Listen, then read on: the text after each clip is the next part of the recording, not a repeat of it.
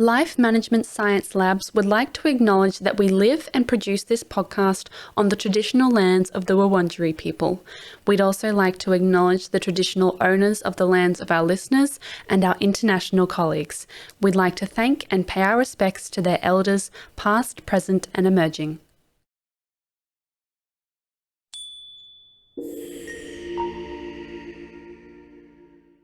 Hello everyone and welcome to Work in Progress, the Personal Productivity Science Insights Podcast produced by LMSL, the Life Management Science Labs. We are champions of life management science, providing structured insights informed by science and inspired by practice on key aspects of conscious living. Each week, we bring you scientific and practical insights on each element with the expert knowledge of professionals in the field. Let's get started. Hi guys, and welcome back. I am your host, Tia Harmer, and today I am here with Lu Ngo, colleague and host of LMS podcast, Sero Boost and Doing Well. In today's episode, we're talking about self-discipline and how it affects our personal productivity. So let's get started. Hi, Lu. How are you? Hi, Tia. I'm good. How are you? I'm good. Thank you so much for being here. Oh, don't mention it. It's been interesting of a morning that we've had. So our listeners can relate. We've had probably the funnest start to the recording. So I'm hoping it'll go well. I'm really glad to be here. I've been dying to talk about this topic for the past 2 hours, but we've sorted out so many things in between. So let's do it. Yes, so excited. So before we dive into it, we're going to get to know Lu a little bit better. So we're going to do some get to know the guest questions. So this is where I ask Lu about things that aren't entirely related to the topic, but it's just to know her a little bit better. If you haven't listened to her other shows, go do that. But before I do that, I have to let you introduce yourself. But how about we actually know who Lu is, just on like a very foundational level. Okay, so how did you end up here? What do you do? What's your job? Okay, well, I think I would be a really good person to talk about productivity actually, because I have 3 hats that I'm currently wearing at my job. Being the podcast host is one of them. It's really fun to do podcasts. I really love it. But for people that meet me for the first time, I find it hard to explain what I do for a living, because it's kind of this amalgamation of like different things, because I also do operations and I had the multimedia department. And if I'm very honest, it's kind of hard to juggle 3 different roles. I don't recommend it. But I have to, obviously make the most of my productivity to make sure I don't forget about any of the things that I'm doing. And wearing different hats is kind of fun for me as well, because I get bored easily. So if I get to switch things up, I would be more fulfilled. I mean, a little bit about me for listeners who just don't know who this person is, apart from the fact that she's hosting the podcast. I moved to Melbourne from Hanoi, Vietnam, in 2018. It's been 5 years, over 5 years now, and I've chosen Melbourne as my second home, my forever home. And it's been a journey. I started out studying project management, and I did a lot of different projects, which is why I got into operations, because they're kind of related. Yeah. And for me, I love being productive in my day and in my work and at uni. I remember my uni days, I was super productive. I just did so many things at the same time. I had the best time. And in fact, I've been considering going back to uni because it makes me really productive. Ooh. Yeah. I don't know what I'm going to do, even if it's just for a diploma or like a certificate. I think it would be really good for me to do so, because the other day I was actually interviewing one of my guests, and she was saying, you get old the second you stop learning. And that hits really hard because I feel like recently I feel old. And that's not to that's not to discount anybody else's age or anything like that. It's just my personal feeling, because when I say this to my mom, she's like, "You're old? Come on, like, what are you talking about? Like, how are you old?" I know I'm not old, but the feeling, right, when you don't do as much, is you feel old, because I mean, you're a student now, you would know, you do so many different things, and you just go and meet new people, do all these stuff, and that makes you feel young because you learn so much. Mm-hmm. Yeah, right. totally. And for me, like at the moment, I don't feel like I'm still learning a lot at my job, but I feel like the joy of learning is not there anymore because, you know, like I'm still learning a lot of things through my friends and with my friends.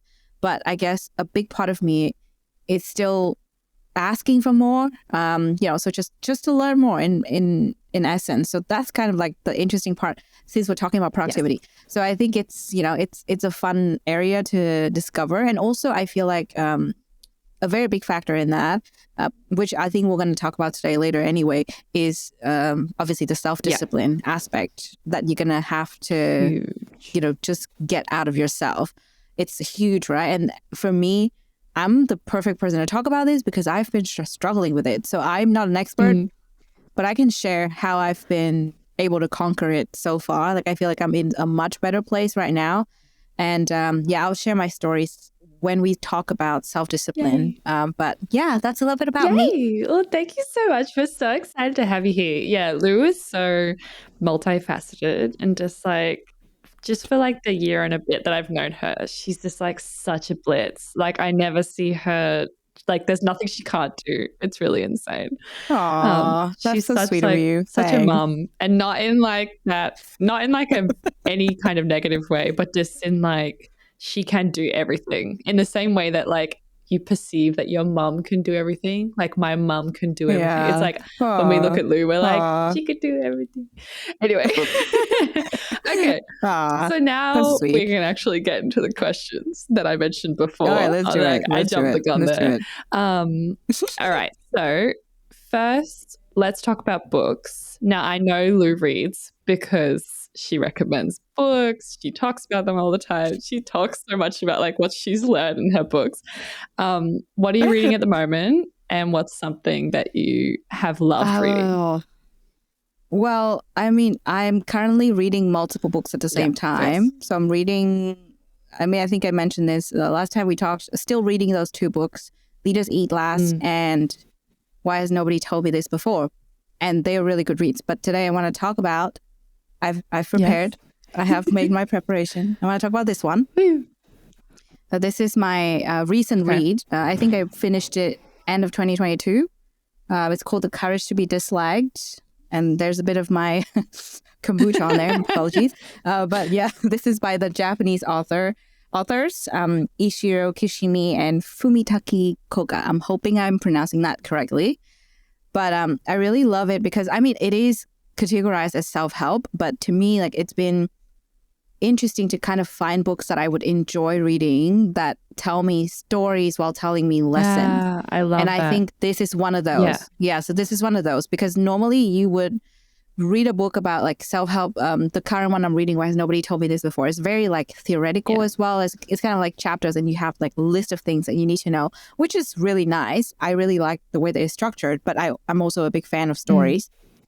I love the storytelling aspect of it. And in this book, I'm not going to give any spoilers, but it's basically like a story, like a conversation. And I'm amazed by how these authors can turn a conversation into life lessons because you need to pay attention to what they're talking about. So the title says it all, right? The Courage to be Disliked. So it's kind of like you're living your life for yourself. And that's the key aspect of it. I don't think anyone is not familiar with this concept at this point because it's been talked about quite a bit. And I think for me, when I read that book, it was kind of like a reminder that whatever I want to pursue, I can make that happen. It's just a matter of knowing what I want in the first place. And genuinely, if anyone dislikes me in the process or, you know, if I make people unhappy or displeased, then that's okay because it's a sign of whether we are compatible, you know, whether it be friendships, family, other relationships. And there's so much more to the book. Like that's just one facet that I particularly enjoyed that I picked up from it. But I think different people, you know, when they read it, they'll think of different aspects that come from the book. So cool. That's the one. Oh, I like it. I definitely want to give it a read. It sounds really interesting. Okay, let's talk about movies. Are you like more of a movie or TV person? I'm both.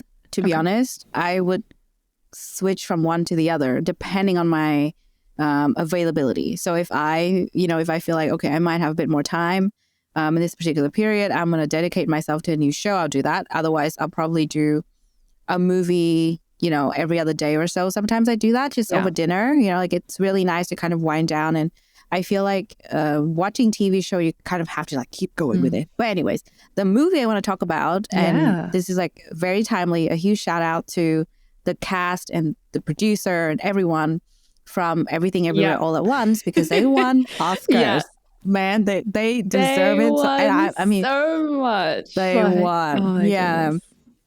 Yeah. Honestly, like when I saw the speeches that they made, me coming from an Asian country, from an Asian background, you seeing people like me winning the Oscars, that's gonna say something. 100%. I think it's about time. 100%. It's about damn time. It's time. Like it's been long enough. I couldn't believe that when I read that, and that Michelle Yeoh is the first like Asian to win Best Actress. I was just like, that's insane. Like it's 2023. Are you kidding me, right? Yeah. But she deserved it. I know. Like, she is so incredible.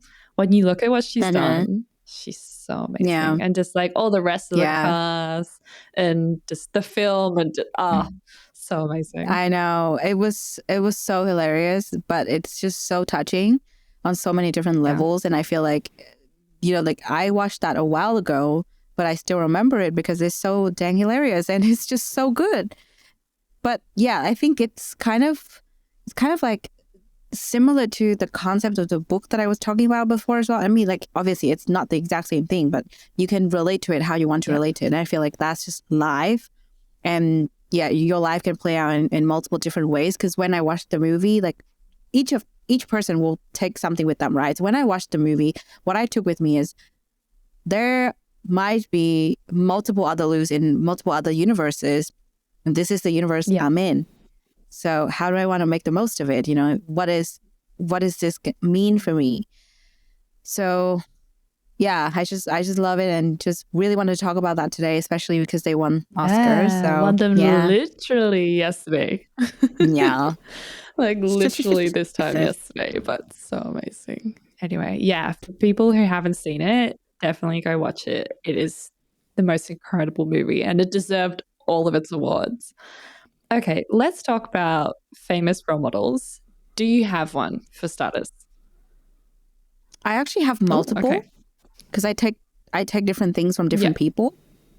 Like it's really hard for me to choose one because, for example, like if I look at someone whose creativity I adore, I would say Taylor Swift. She's so creative.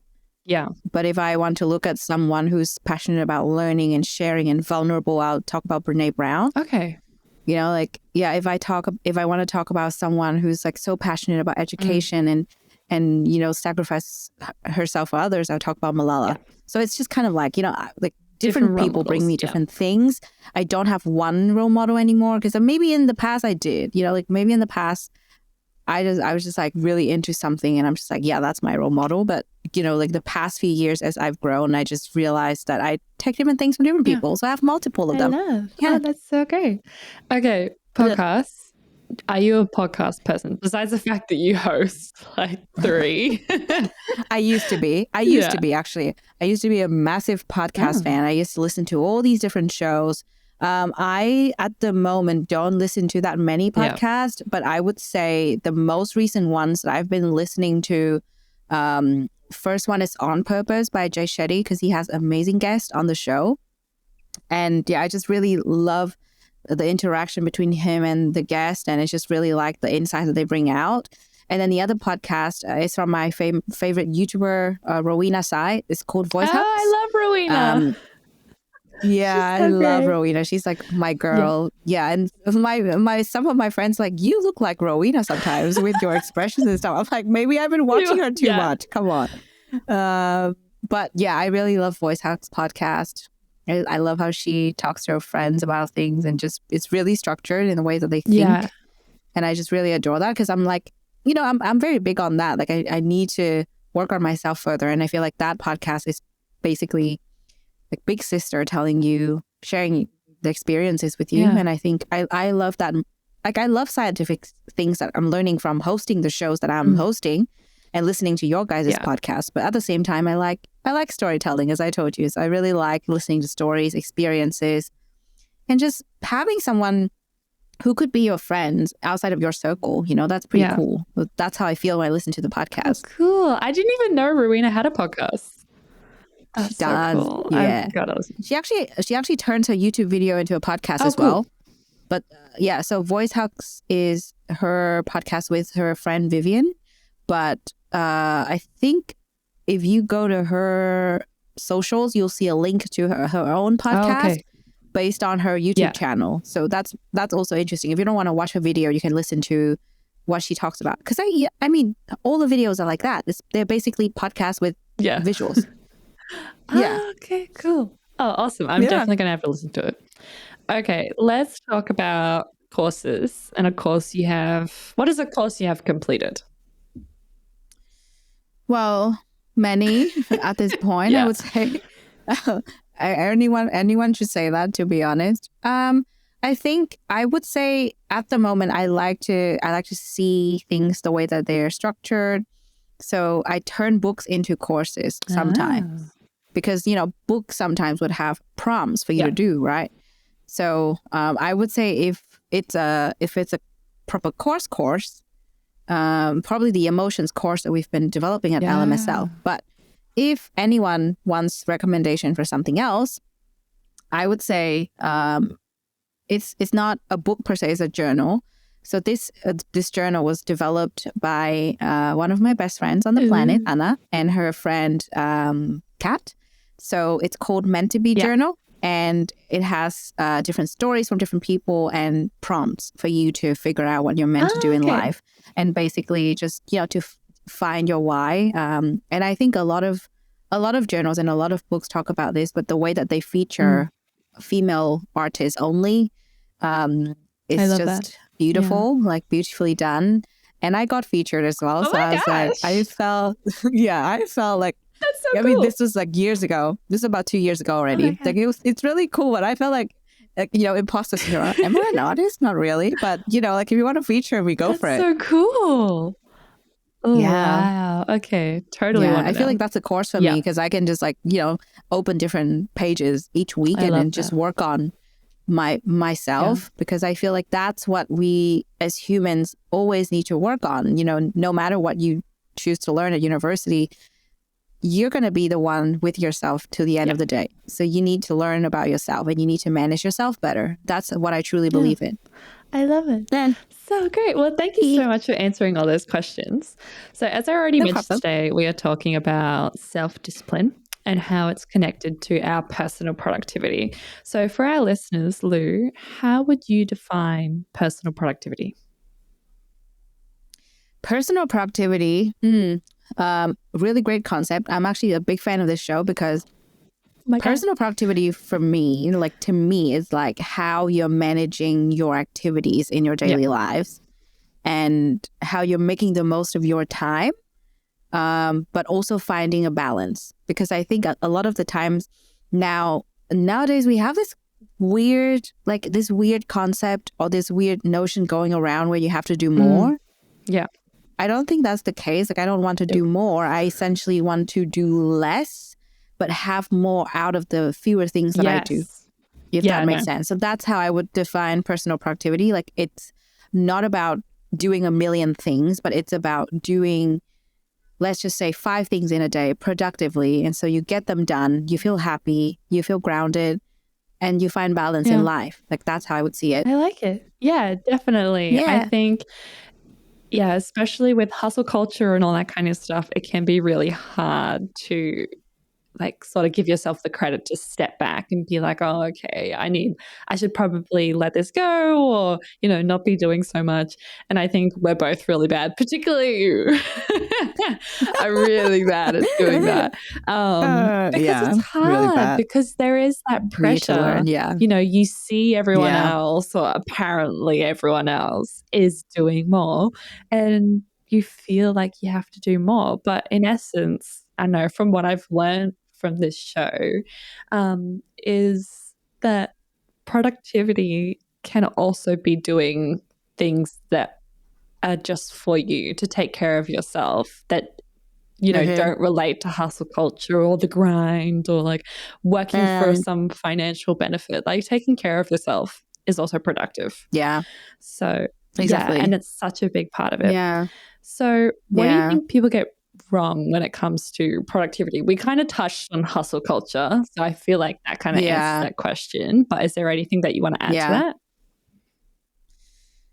I think when it comes to productivity, definitely the hustle culture aspect of it is wrong, because we are so used to that nowadays. Like everyone's like, let's do more. Like this is what I'm doing. That's what I'm doing. I think I mentioned at one point on, I don't know, in a conversation that we had at the office, at the studio, or it was on a podcast. But I had a friend who's super productive on social media.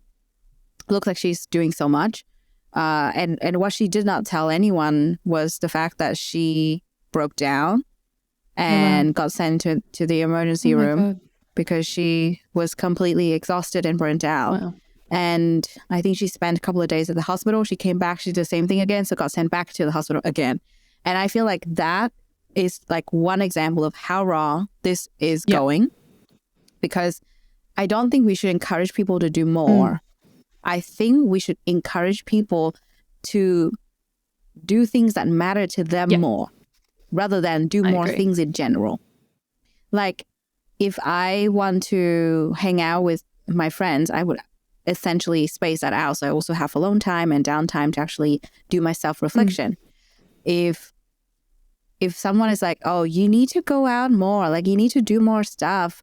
Like, this week there's so much happening. Like, why aren't you doing anything? I would challenge that. So that's kind of like a misconception that a lot of people have. Like, oh, like if things are happening, you have to follow it. Exactly. So that's like the second misconception. It's not the hustle culture per se, but it's like the FOMO side of thing. Like, if you want to be productive in life, like you need to catch up with all this stuff that's happening around you. Well, let me break it to you.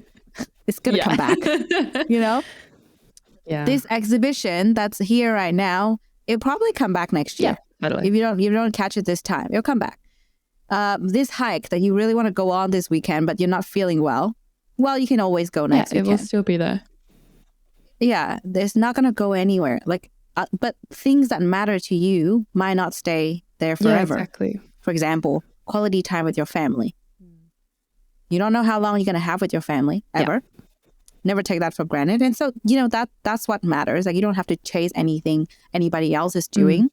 And doing more doesn't mean that you're more productive than others, because, if you're maintaining that quality relationship with your family, you're essentially doing more for yourself and your relationships and your soul. So I think it's really up to you to define what matters. Yeah. And then define productivity from there rather than the other way around. Yeah, I like that. That's really good. Yeah, I think it's really important. And especially what you said about not doing more, but doing less.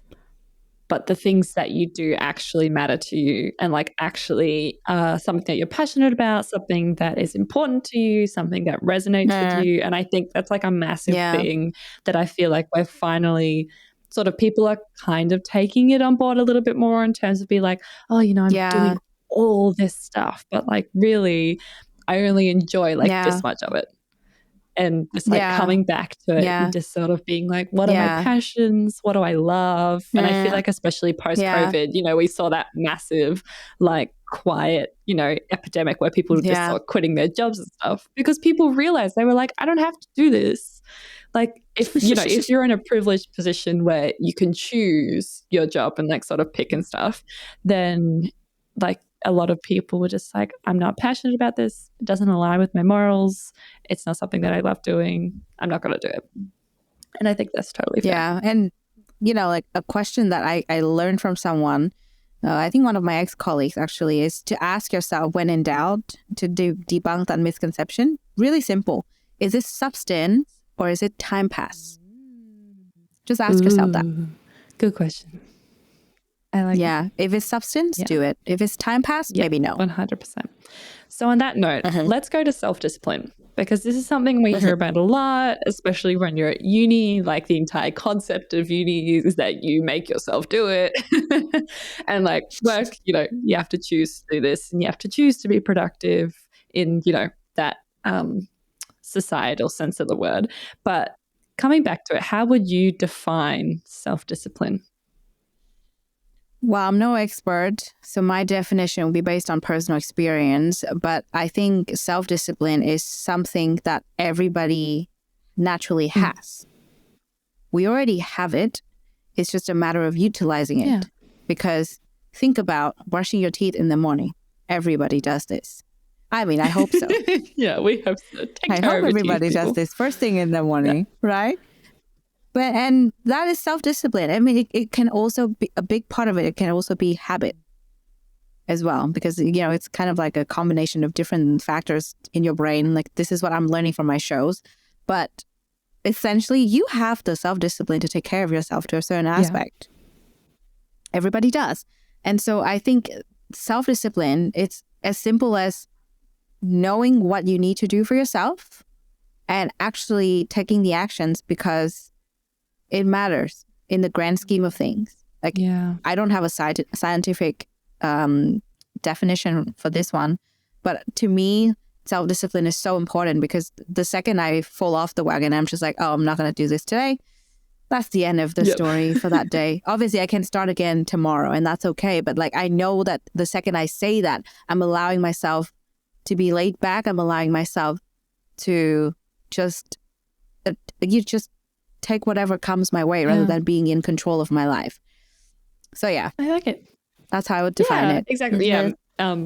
For context, me and Lu are not experts. We're not scientists. No. We have done, our little bit of research and we're drawing mainly on what we have experienced, like in our everyday life. Exactly. So why do you think self-discipline is important when it comes to productivity?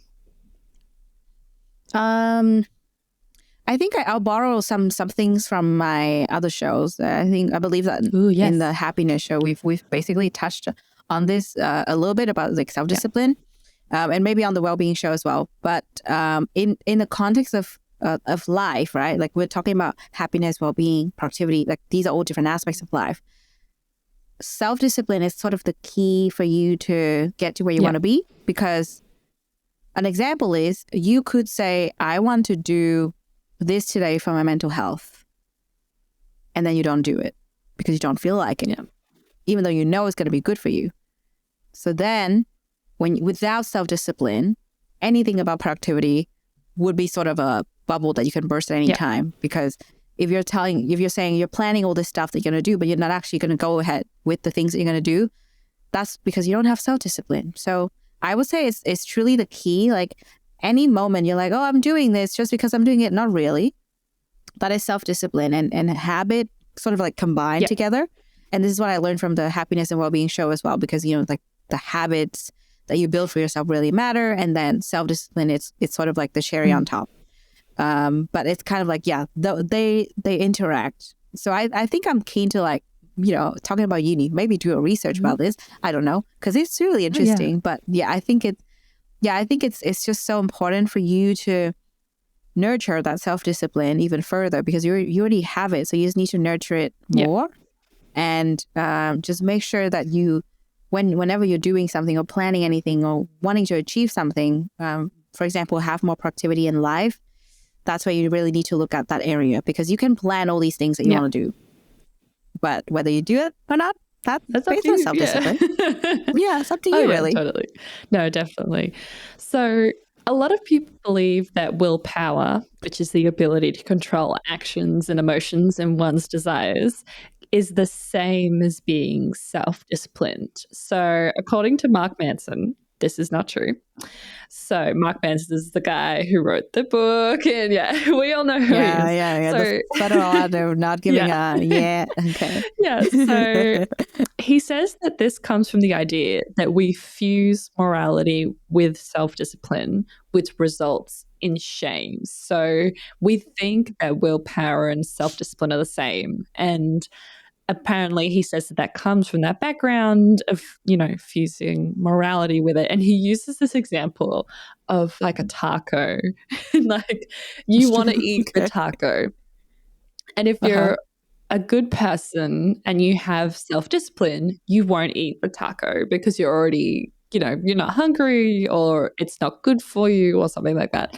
But if you don't have self-discipline, then you eat it and then you shame yourself because you're like, oh, I haven't done that. But he says all of this and then he's like, we need to separate morality from self-discipline, and it looks very different from willpower. But I want to hear your thoughts in terms of, do you think self-discipline can be separated from our concept of like our own morality? Morality or willpower? Morality. I think for me, it would probably, from my perspective, be the same thing. Like it should be in a part of our morality, because the way that I see this is kind of similar to you practice what you preach. Yeah.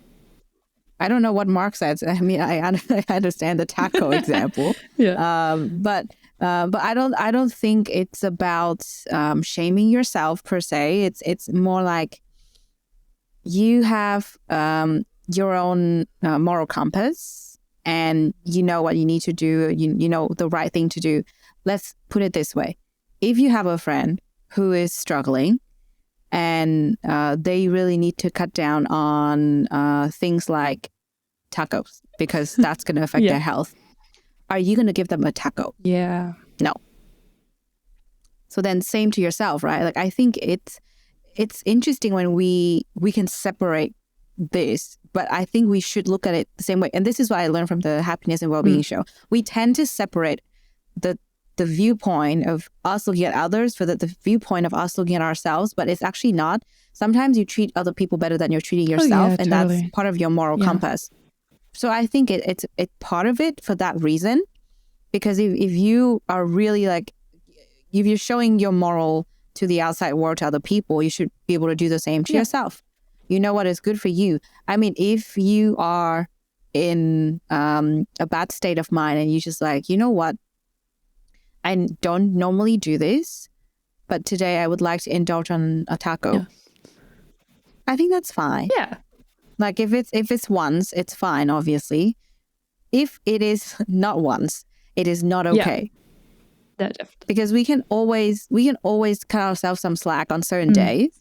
Like like this, I mean, willpower and self-discipline, I think that they're different, like obviously. Yeah. But yeah, coming to this conversation, it's just kind of like, I wouldn't do that to myself, let's just say. Yeah. Which is why I'm saying it should be the same as, it should be part of your moral, basically. Because you're doing this, you're doing this for yourself, really. You're not doing this to please anybody else. You're doing this to help yourself out and to really, because as I said at the beginning of the show, remember, you're the only person that's going to be with you till the 100%. End of the day. So yeah, like if you're going to show that the moral aspect of it to yourself, I think it's very important to keep this in mind, because having self-discipline is exactly that. Like you're taking care of yourself. You're actually responsible for yourself, and you're taking charge of your life. And whatever it is that you're preaching to others, you're actually doing for yourself as well. Because otherwise you're basically running around doing things for others and not really doing that for yourself. It's kind of, you're basically a hypocrite. Yeah, give it to us straight. I'm trying to do that myself. So I'm not saying I'm perfect, but this is my personal interpretation of how things have been going on in my life. And we can talk about this a little more when we discuss more about self-discipline. But yeah, this is just how I see things. And I feel like other people might agree or disagree, but it's a learning curve. As we grow in life, our opinions might change. This is not backed by science. No. It's just personal opinion. So yeah, it might change. Yeah. I'm keen to hear what the experts might have to say. Yeah, me too, because it's really interesting, because I never thought about self-discipline and willpower like separately until I was reading like this article by Mark, and I was just like, oh, okay. I was like, I can see. Yeah, I can see. I love his reading because because you think a lot. Yeah. Like when you read something that he writes, you're kind of like, oh, okay, now I really have to think, because I didn't think about that before. Like, what's this? Yeah, I follow him on Instagram. yeah. I was just like, I love reading his posts. They're really interesting. Yeah. And yeah, it really got my cogs going because I was just like, okay, we're separating this and then like morality and all that kind of stuff. And I was like, okay, this is really hard to follow. But like I got there eventually. And yeah, I think it's a really interesting concept in terms of like separating morality from self-discipline, because we do have the idea in our heads that has been built by society in terms of like, if I can do this, I am a good person and I am not a failure and all that kind of stuff.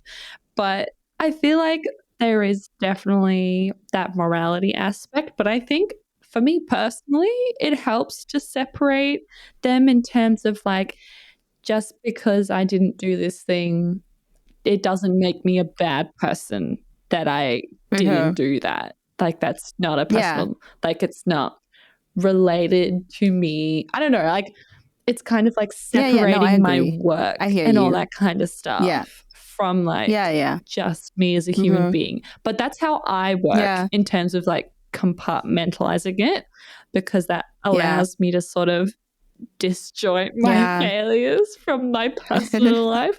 And obviously for some people that doesn't work in terms of like that is so like integral and it's so connected because it is a reflection of who you are and what you follow, like you said.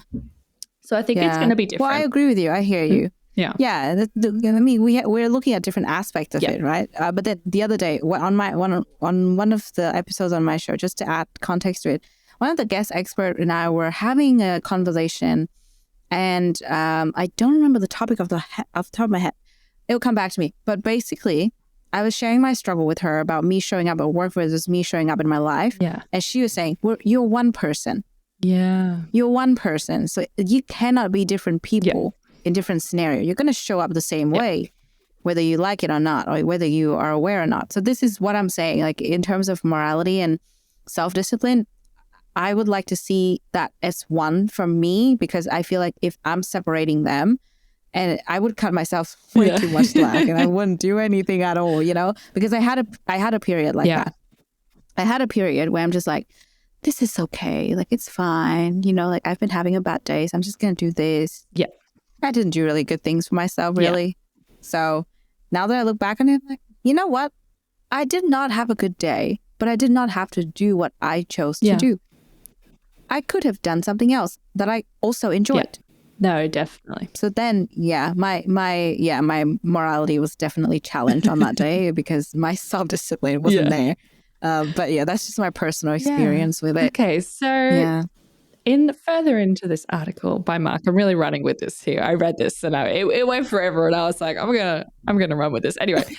It was an article on his website, and I thought it was really interesting. And he spoke about how, okay, so like there's sort of like, you know, a little framework in terms of you've got willpower and self-discipline, and they're both sort of manifested with morality, and it's all connected.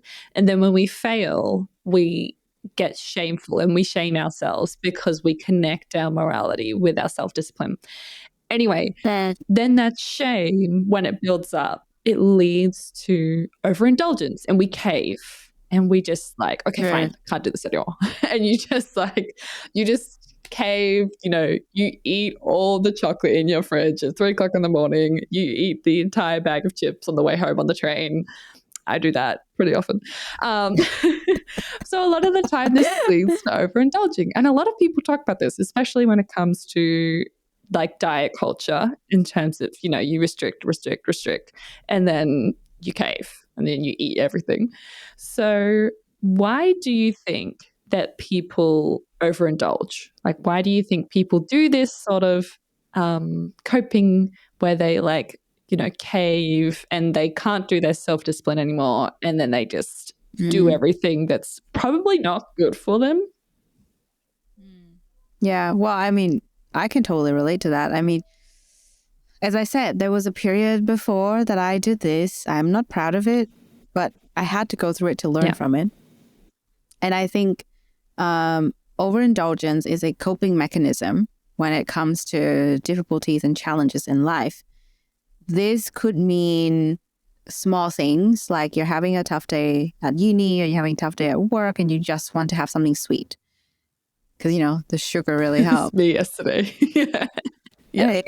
Yeah. I mean, I've been talking to my friend who, she's like a little sister to me. She just started going to uni, and every single day she'd be like, so which sweet are we going to have today? And I'm like, okay. Yeah. But I understand. Yeah. I understand. I would be the same. Had I been in her shoes, I'd be the same.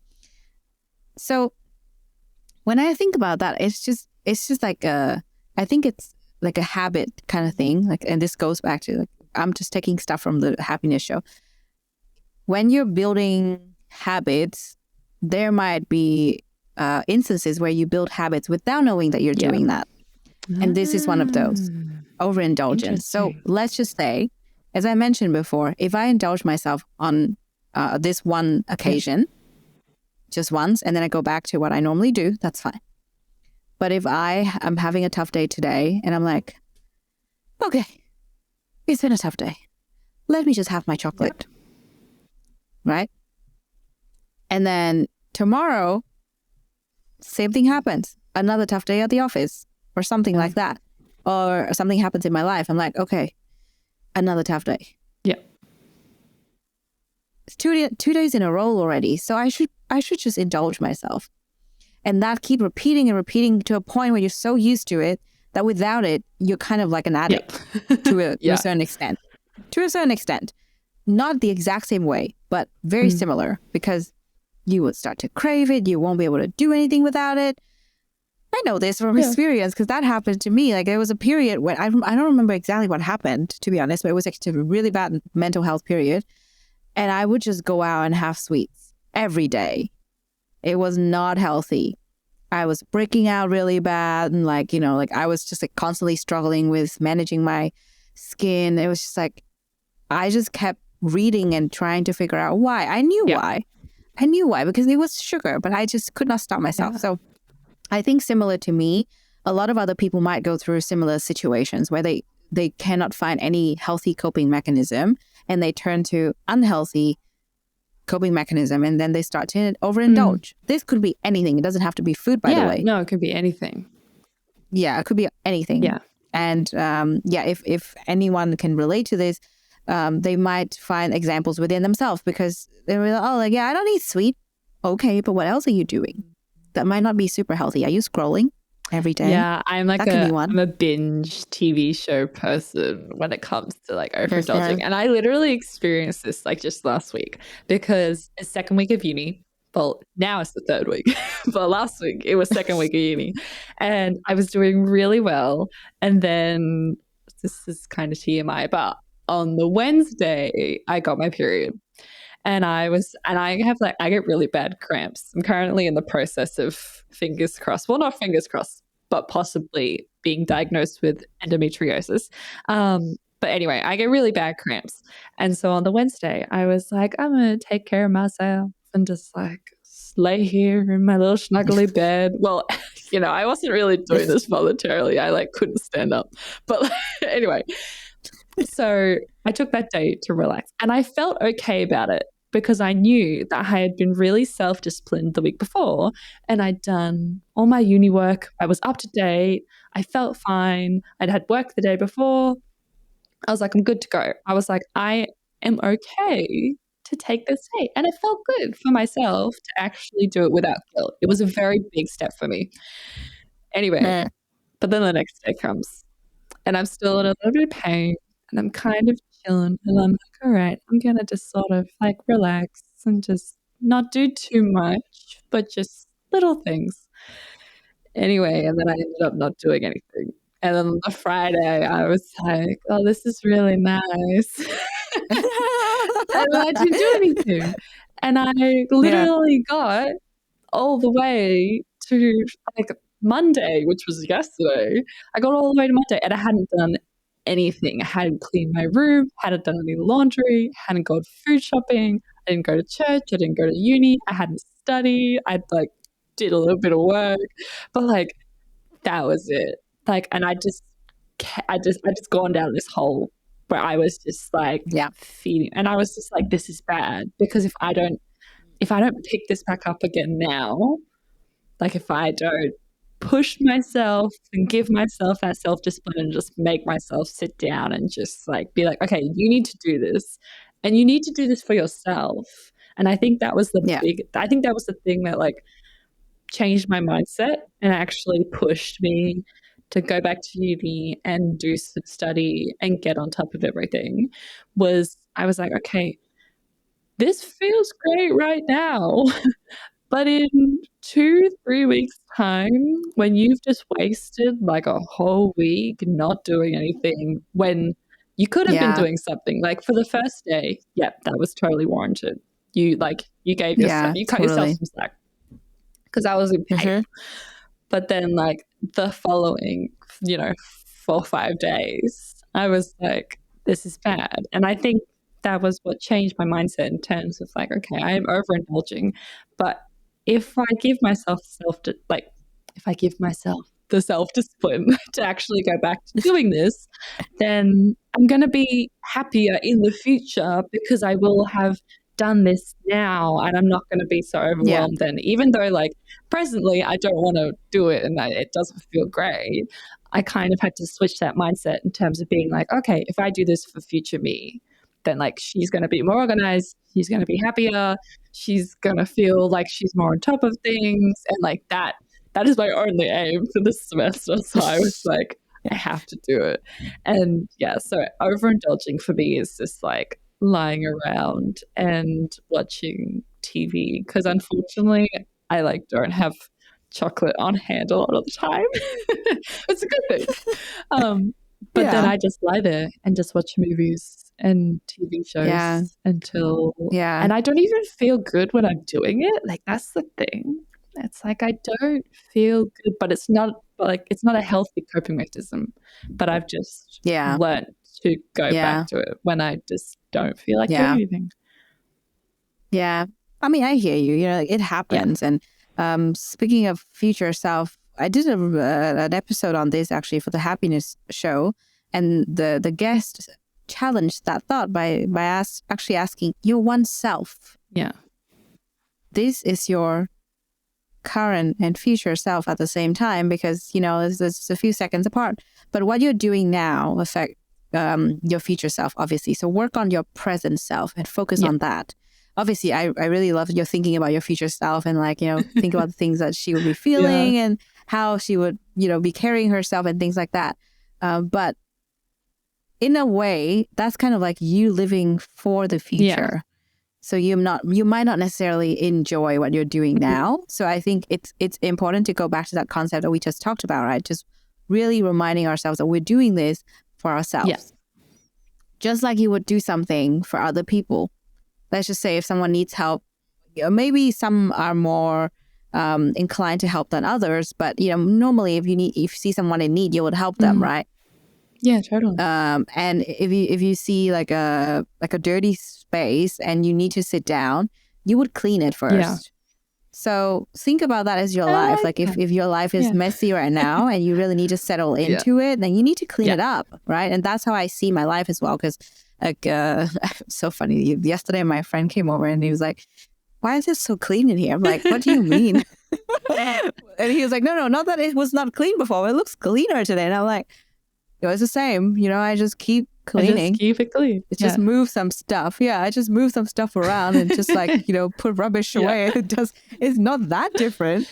But, like it makes a difference to people, which is interesting, right? It's not a big deal. It makes a difference. Like that was interesting to me because then it was like a reminder to me as well. Like I need to keep my space clean because I'm going to be healthier and happier. Like I'll do that now rather than, like wait for me to feel like it to do it.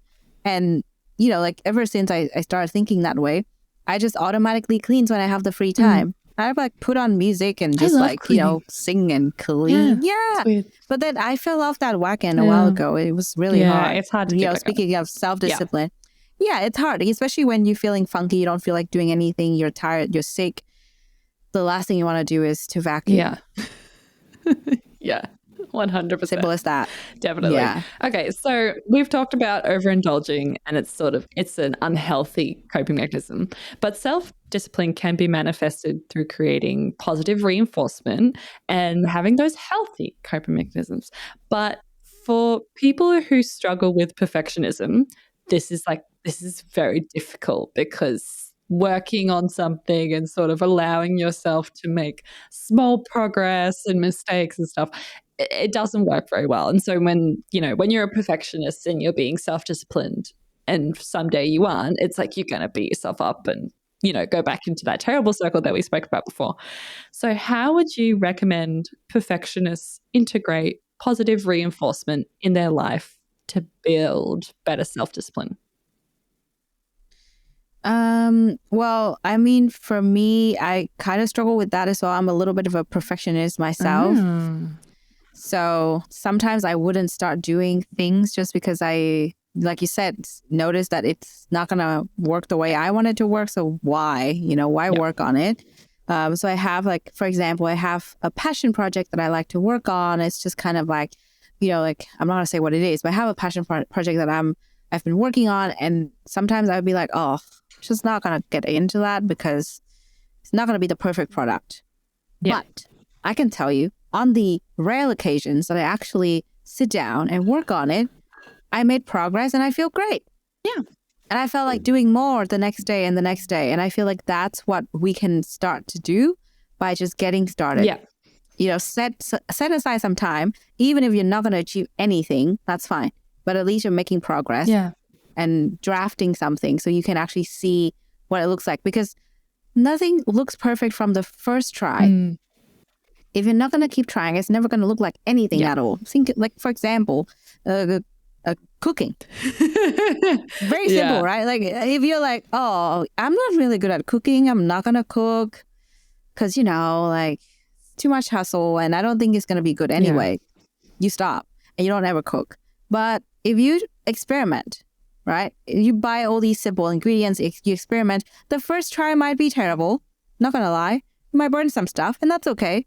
But then the next try, that you need to, maybe lower the heat or really watch the food when it's being cooked and it's not going to burn.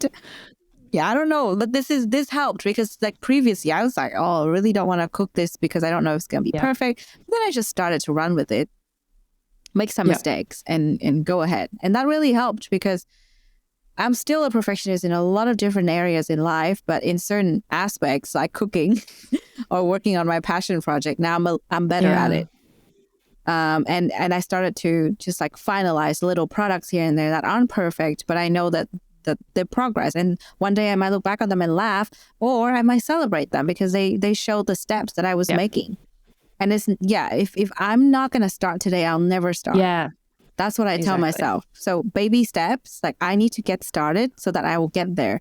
And then the self-discipline comes in when you promise yourself that you're going to do it. That's where it really shines. Like if you've already made a promise to yourself, do it as if you're making a promise to somebody else.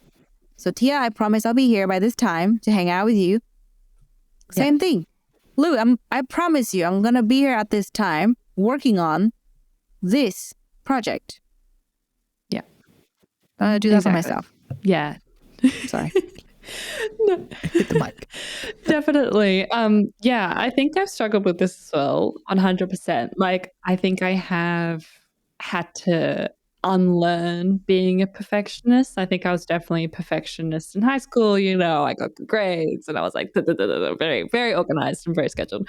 And I was just obsessed with this like planning and just like everything being perfect. And I was like, it has to be clear. It has to be well thought out. Anyway, got to university and then I was just like hit with, just failure, just like things just not being what they were. And I was just like, this is not working. I can't do this. Like, oh, I hate this so much.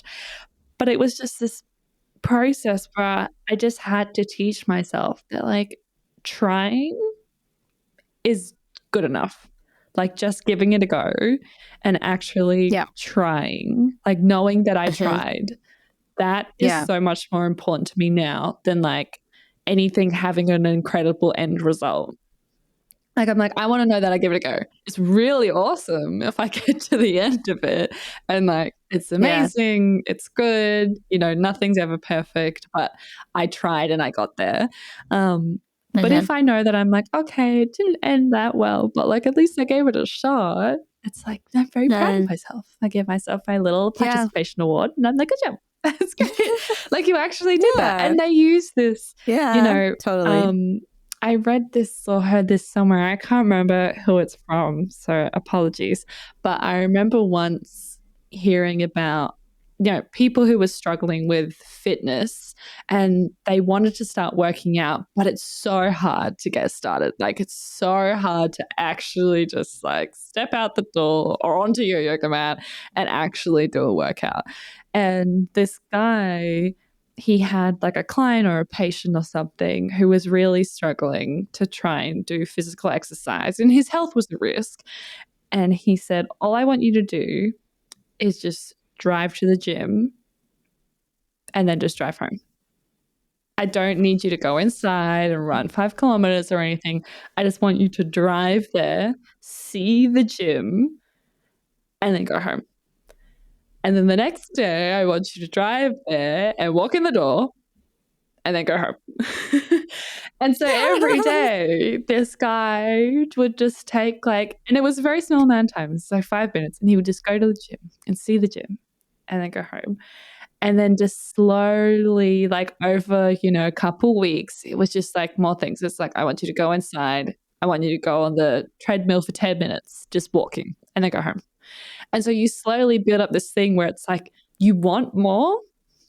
It's like, I'm trying it. And you're like, okay, well, you give yourself your micro goals. And it's like, as soon as you do that, you get sort of like that rush in your brain where you're like, I did it. And your brain's like, we want to do more. And so this guy sort of built up. And at the end of it, he was like going to the gym, doing full workouts, like, you know, was taking care of himself and his health improved.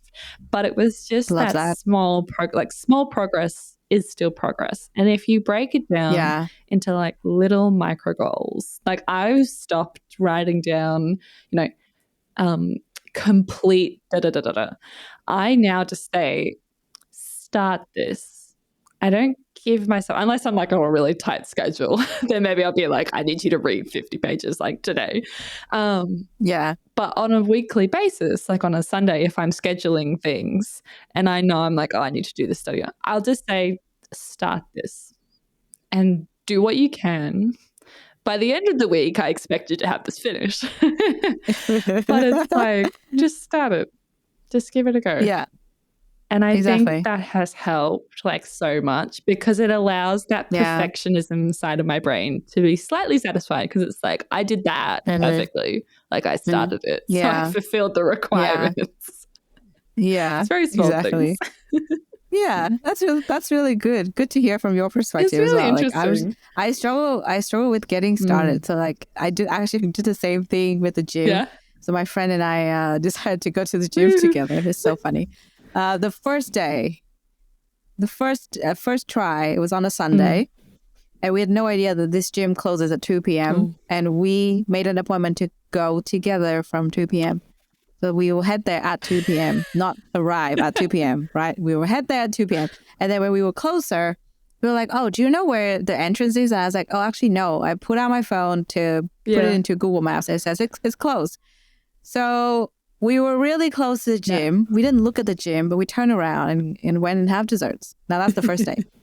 The second day, we decided that, okay, this time, let's finish work. And, you know, after work, we'll go and sign up. So we went, and obviously after work, we were starving. So we were waiting to be signed up, and it took so long that by the time that we finished signing up, it was like dinner time, like 7 p.m. probably. So we were like, hungry. Okay, let's just go eat. Because you can start the gym later. Like the official membership can start on another day. It doesn't have to be today. So we finished signing up. That was an achievement that we went to eat dinner. And then the next day, we actually came to start working out. So it's a gradual process, just like what you were talking about. So I found it so interesting. Like we literally did that. It helped. So if anyone is struggling with any kind of perfectionism and not having self-discipline, I would say you have it already. Totally. It's just a matter of like making baby steps. Like you already have it. Just do what works for you that day. Like if, like if eating a salad today is way too much, it's okay. Just eat one leaf. Like that's good enough. Just a twig. And tomorrow too. Yeah. Just something green. Yeah, exactly. 100%. Yeah. Just like breaking it down to micro goals so that little perfectionism part of your brain is satisfied. And then eventually it will just kind of, fade away. And then you can just do things and try things on the fly. And it's so much fun. Yeah. Anyway. All right. Totally. Okay. So now that we've done all the interview questions, I want to ask you a practice that you do yourself to maintain your self-discipline. I love that question because as I said to you earlier, I'm very consistent in this regard. Like I think that we are doing things for ourselves, right? So whenever I'm not in the mood to do something, I'll ask myself, who am I doing this for? And why am I doing this? That's like my magic question. Who am I doing this for? I'm doing this for myself. I always preach that I'm the most important person to myself. So I need to practice what I preach and actually do the things that I promised myself to do. Yeah. For example, if today my friend and I said we would go to the gym and my friend canceled, I would feel the urge to cancel as well. Yeah. Because we're gym buddies, right? But then that question in my mind will go, who are you doing this for? And why are you doing this? Well, I'm doing this for me because I want to get stronger. So then the self-discipline just automatically turns out, okay, let's go. Yeah, exactly. I don't really need anyone to drag me out, right? I can do that. I know I can do that. I always have the choice to just indulge myself, just leave some more and just not go to the gym to face that tough workout and, all this sweat and things that, are gross. Or I could just go. Yeah. Or I could just go. I have the choice. Yeah. Yeah. So that's what I would normally do. When in doubt, just ask yourself, who are you doing this for and why? Exactly. Backup future you. I love that. Okay. Do you face any challenges when you do this practice? Well, I would say the first challenge is you just don't want to ask yourself that question because you just want to say no. Right? So you just want to say no. No reasons. Like I don't want to hear it. I don't want to hear what reasons you have to say. I just don't want to do it today because I don't feel like it. So it's really easy to fall into that trap. But I know for a fact that when I do this, my whole existence will feel so much better. Yeah. Like it could be anything to anyone, right? To me, I need to go to the gym. I need to meditate. I need to journal. I need to read. Like these 4 things in a day make me feel like I'm actually living and not just surviving and existing. So that to me is very important. And the second challenge, I would say, is when you ask yourself this question, you might twist the words yourself. Like you might say, oh, you know what? I'm actually just doing this with my friend. Like I don't have to work out. True. Very dangerous, right? So when you ask yourself this question, it's kind of hard as well because you're also giving yourself the room to wiggle out of it. Yeah. So one thing I would recommend is if you're afraid that asking yourself the question might not work out, just say it. Say it as a statement. I'm doing this for myself, so I will go. Yep. 100%. Just like say it aloud, like as silly as it sounds. Like speak to yourself in the mirror lovingly. Obviously, don't scare yourself, but like I'm doing this for myself and for my health, so I'm gonna go. 100%. Yeah, it's very cheesy. But it works. No, yeah, definitely. 100%. Okay, so based on your experience, how do you think this impacts your personal productivity? Well, I would say it's been helping a lot because as I mentioned earlier, my personal productivity is doing more of the things that matter to me, right? So when I ask myself this question or when I say these statements to myself, I actually get productive doing things that matter. I focus more on the substance rather than the time pass, basically. I like that. Yeah, definitely. You need to think more about the substance. Very, very important.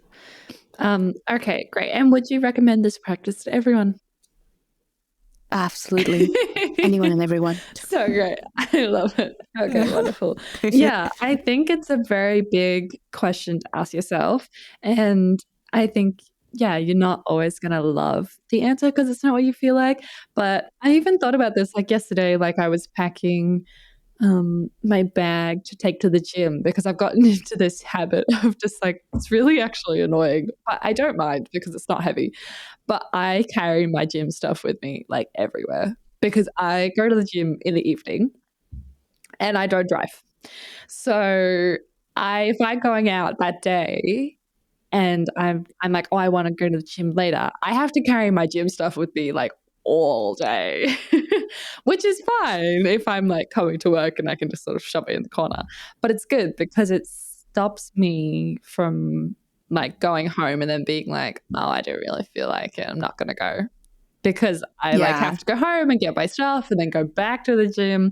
Or I'm like, if I've got all my stuff and I pass the gym when I go home. So I'm like, if I've got all my stuff, I have to go. Because otherwise I feel guilty. And I also get annoyed because I'm like, well, I wasted time packing my stuff. 100%. And like I'm disappointed in myself. So it's a very big like self-discipline. And then I ask myself, you know, like, who am I doing this for? Especially when I'm packing my stuff. I'm like, who are you doing this for? Because I'll be like, oh, I don't really feel like it. I'm like, well, nothing bad is going to happen if you work out. Like, you're going to have more energy. Your body's going to like it. Like, you might be a little sweaty, but you take a shower and then, like, you're fine. So nothing bad is going to happen if you go work out. Like, it's okay.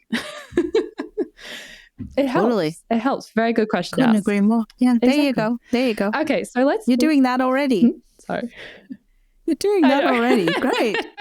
Yeah. Exactly. Okay. So open mic. This is the part of the show where the guests get to talk about anything that they want to, anything that they're passionate about. It doesn't have to be related to productivity, but it can be. So Lu, what did you want to talk about?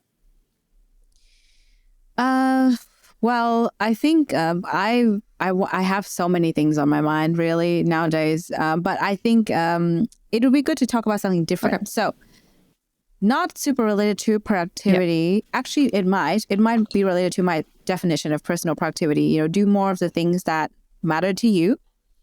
So this is a bit more than that. This is more like on the social context of people thinking that you need to do certain things at a certain time in life. And I've been struggling with this, right? I don't know if this can be categorized as part of personal productivity. It might be more because in life, right? I'm approaching my 30s. I'm not coupled up. I don't own a house. I don't own a car, and so on. That might look like I'm not productive in life to society, but I would like to challenge that because I think we're so much more than what other people think we're supposed to have. And I think like I've been struggling with this because when I visited my family last year, a lot of people are like, oh, who are you dating? When are you getting married? Yep. Where are the kids? When are they coming? First of all, I don't like kids. Second of all, that's my choice. My body, my choice. But when I really think about the situation, it's beyond that because it's a societal pressure and it's a systemic problem because a lot of people still go around thinking that, oh, like this is the age you're going to get married. Well, a lot of people don't get married until much later in life and they feel like they know who they are. Yeah, you don't choose that. And I think this is important for me to point out, like if there are parents here listening to this, it might be a good time to stop asking your kid when they are going to couple up and when they're going to get married. Please stop asking us that. Yeah. First of all, stop asking. And second of all, stop nudging.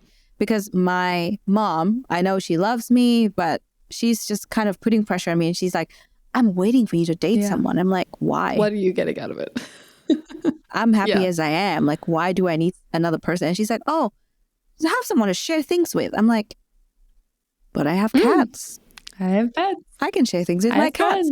I have friends who are amazing and I share everything with them because they understand me and I feel safe. You know, like I feel like when I am ready, things might change. But at the moment, I don't feel like I need it or I'm ready for it. Oh, yeah. I concur 100%.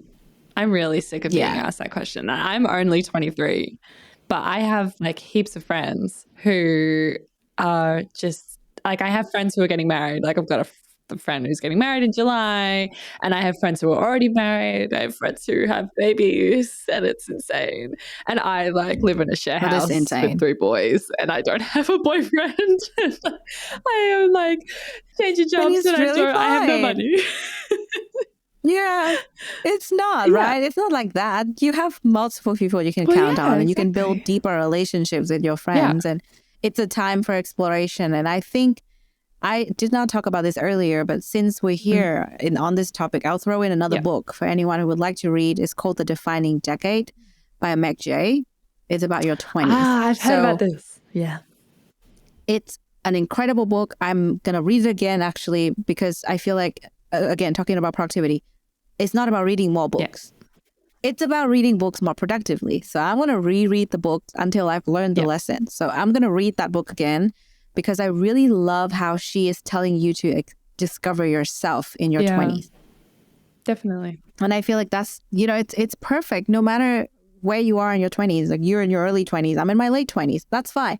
We can still explore ourselves and to know ourselves because we're setting ourselves up for a whole lifetime ahead of things that are going to be, based on things foundational in our 20s. So our career, our relationships, friendships, all that sort of stuff. So I think this is the time to really encourage everyone to get to know themselves better in their 20s. It is not the time to encourage people to date people in their 20s if they don't have anyone, if they don't like anyone, and if they're not ready. Like, I don't like anybody right now. And if I just follow the societal pressure to go date someone, what would end up happen if I cave? This is self-discipline, right? What if I cave? Yeah, well, I'm probably just going to date someone that I'll regret dating. It will be, again, not substance. It will be time pass. Yes. Nail on the head there. There you 100%. There you go.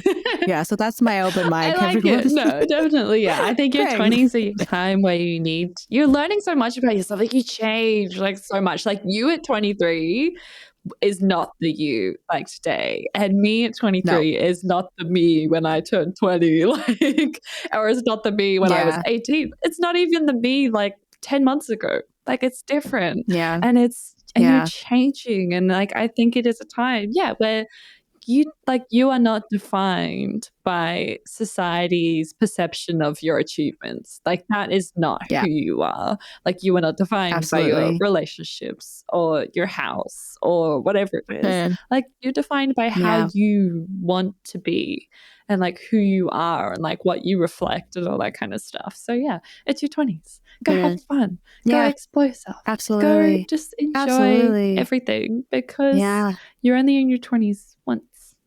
And then that's it. Yeah. You have the rest of your life to be boring and settle down and do all that. You have your whole life ahead of you to you have your whole life ahead of you to date people. Yeah, like, exactly. Now just know yourself first. Exactly. Yeah, that'll Learn be about great. yourself first, and then you will, if you want to in the future, then you will date someone who you actually like.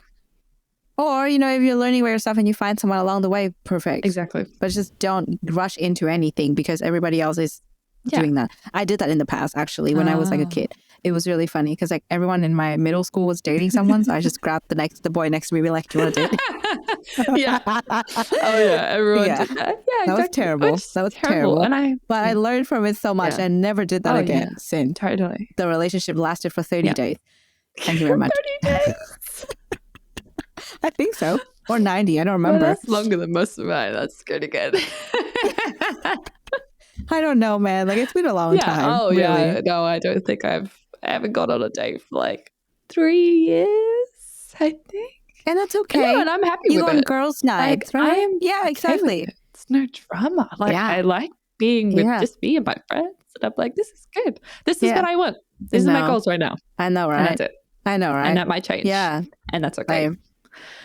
Yeah, awesome. Same. Okay. Love well, it. For anyone in their 20s, go out, have some fun, do whatever you want to do. And to the parents, please do not ask your child when they're going to start dating someone.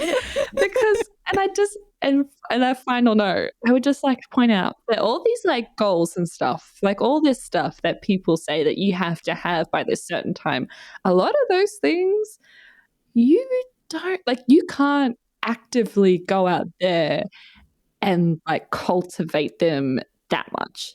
Like there is a certain aspect and certain parts of things that will only occur naturally. Like having a baby, you need to have a man for that. And even then, there's so many things that could not work there. Yeah. And if you want to get married, you have to have like a person for that. Sorry, I shouldn't say man. And it's just like, you have to have a person for that you want to marry. Like, and that actually wants to marry you as well. Just don't grab the boy next to you and be like, hey, do you want to get married and pop out babies? Yeah, exactly. Exactly. That's the worst. Yeah. It's the worst. And if you want, like, you know, and everyone's like, oh, buy a house. It's like, well, now maybe isn't a good time to buy a house. But I want to travel. Yes, I don't want to buy a house. What about that? Yeah. Exactly. See? Yeah. Anyway, all right. We could go on about this forever. But that brings us to the end of today's podcast. So thank you so much, Lu, for being here. It's been such a pleasure. But yeah, thanks, Tia. It's so fun. It's always fun talking to you guys. Yeah, it is really fun. Yeah. So for those who want to find out. This is your last one, right? Yeah. Yeah, it is. Yeah. It is. Well, I mean, again, instead of talking about me, we should talk about you now because this is your last one on the show. I know. Oh my gosh. Yeah. I know. I wasn't sure. I was like, do I bring it up or do I not talk about it? Well, I think you should say goodbye to our audience, true. You know, because it's your last one. Yes, this is my last show for the Personal Productivity Podcast. So thank you so much to everyone who's been listening, to anyone who has, watched our videos or listened to our podcast or anything like that. Thank you so much. This job has been such an incredible experience and I'm just so grateful to our entire team. Massive shout out to everybody behind the scenes. Like all you do see my face, but there is lots of people behind me who make the questions, who invite the guests on the show, who organize the camera sound and set up and edit the video afterwards so you can cut out all the sounds of me swallowing water and all coughing and all that kind of stuff. So thank you to our team and to all the other hosts and to Lu, who has made my life in this job so much easier. So very grateful to you. But I'm really sad to be leaving, but excited for what's coming next.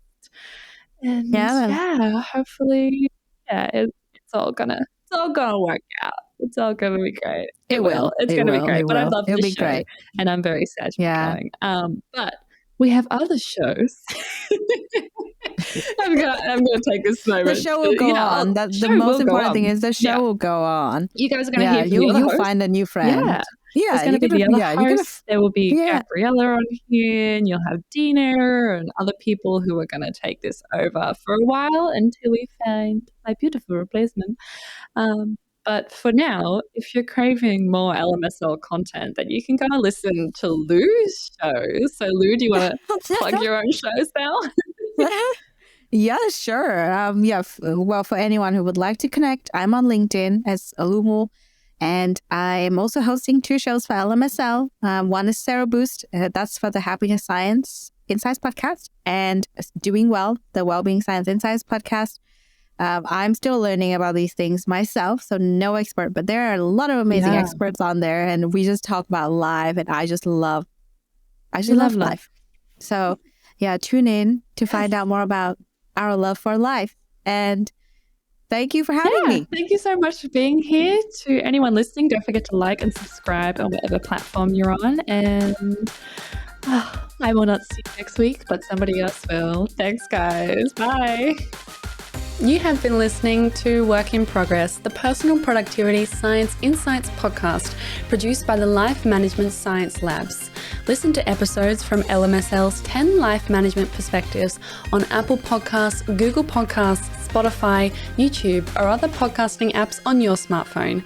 If you enjoyed this episode, please consider rating our show, sharing it, and subscribing to our channel, as it helps others find us and us grow to bring you more quality resources. More of our work can be found on our website at pp.lmsl.net, where you can join our movement. I'm Tia Harmer. Thanks for tuning in.